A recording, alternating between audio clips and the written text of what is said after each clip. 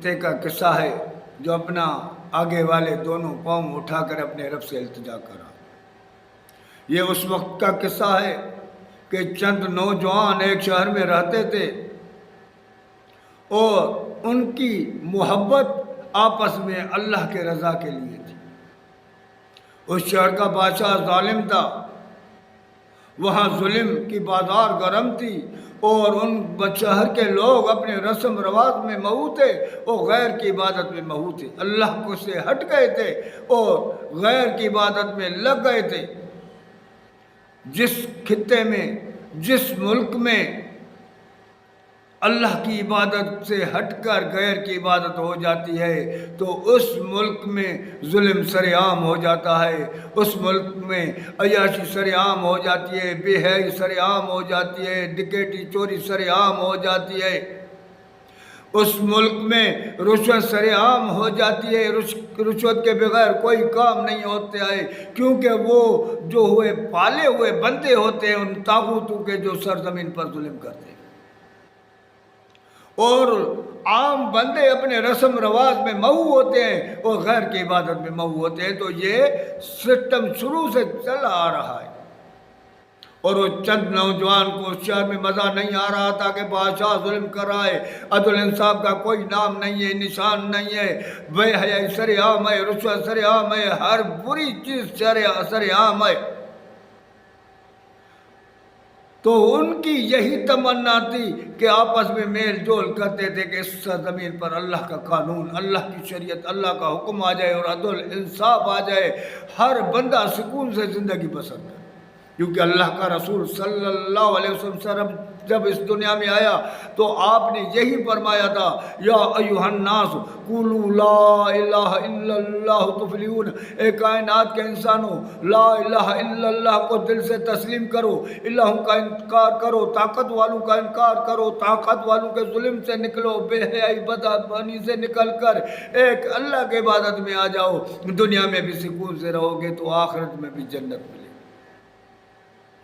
یہ میں مشین لے کر آیا ہوں۔ اس کے بعد جب اللہ کے محبوب کو اللہ نے کامیاب کیا تو آپ نے اس سرزمین پر وہ امن کر کے دکھایا کہ ایران سے عورت گہنے پہن کر نکلتی تھی تو مدینے تک اس کو کسی چیز کا ڈر نہیں ہوتا۔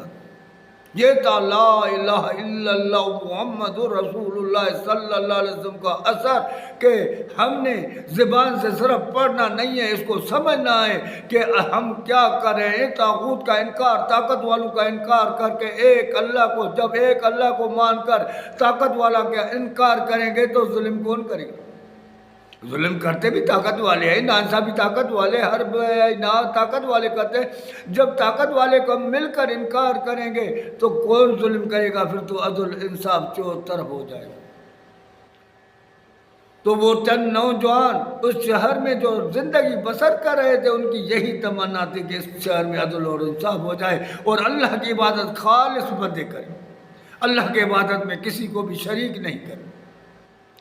ان لوگوں نے اپنے گھر والوں سے، ہر ایک سے جنگ جہاد کر رکھا تھا، اور لیکن ان کے لیے اتنی تنگی ہو گئی کہ وہاں سے وہ رات کے وقت میں نکل پڑے۔ جو رات کے وقت میں جب نکل پڑے تو باہر ایک کتا کھڑا تھا۔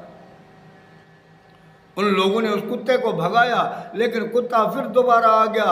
ان لوگوں نے دوبارہ جب اس کو مارنے لگے تو وہ اپنے دونوں پاؤں اٹھا کر اپنے رب سے التجا کر رہا تھا، اس کی آنکھوں سے آنسو بہہ رہے اور اس کی یہی تمنا تھی کہ مجھے بھی ساتھ لے چلو، میرے اندر بھی غیرت ہے، میں برداشت نہیں کر رہا ہوں کہ یہاں غیر کی عبادت ہو جائے اور عدل انصاف ختم ہو جائے اور کوئی لوگ سکون سے نہیں رہے۔ میں تجھے کچھ نہیں کہوں گا، کاٹوں گا نہیں، میں تمہارا پہرا دوں گا، مجھے بھی ساتھ لے کر چلو۔ ان لوگوں نے کتے کو بھی ساتھ لے کر نکل پڑے تو اللہ تعالیٰ نے اس کتے کا ذکر اپنے مقدس کلام میں کیا، جس کتے نے ان اللہ والوں کا ساتھ صرف شہر سے نکل پڑا۔ تو آپ اندازہ لگاؤ جو اللہ کے قانون کو بلند کرنے کے لیے جد و جہد کرتے ہیں، کوشش کرتے ہیں اور ان محفلوں کو سجاتے ہیں تو ان کا کیا شان ہوگا جب کتے کا نام اللہ نے قرآن میں سورۃ کہف میں پیش کر دیا۔ تو جب محشر کا میدان ہوگا اللہ تعالیٰ کہے گا وہ بندے کہاں ہیں جو میری خاطر ایک دوسرے سے محبت کرتے تھے، میری خاطر نفرت کرتے تھے، وہ کہاں ہیں؟ آج کوئی سایہ نہیں ہے، آ جائے میرے عرش کے نیچے آ جائے۔ آج ان کو نہ کوئی غم ہوگا، نہ خطرہ ہوگا، نہ غمگین ہوگے۔ آج ان کے لیے نعمتیں نعمتیں ہوں گے، باغ انعامات اب ان کے لیے، کھائے پیے عیش کرے، اب اس کو کسی چیز کا بھی ڈر نہیں ہوگا۔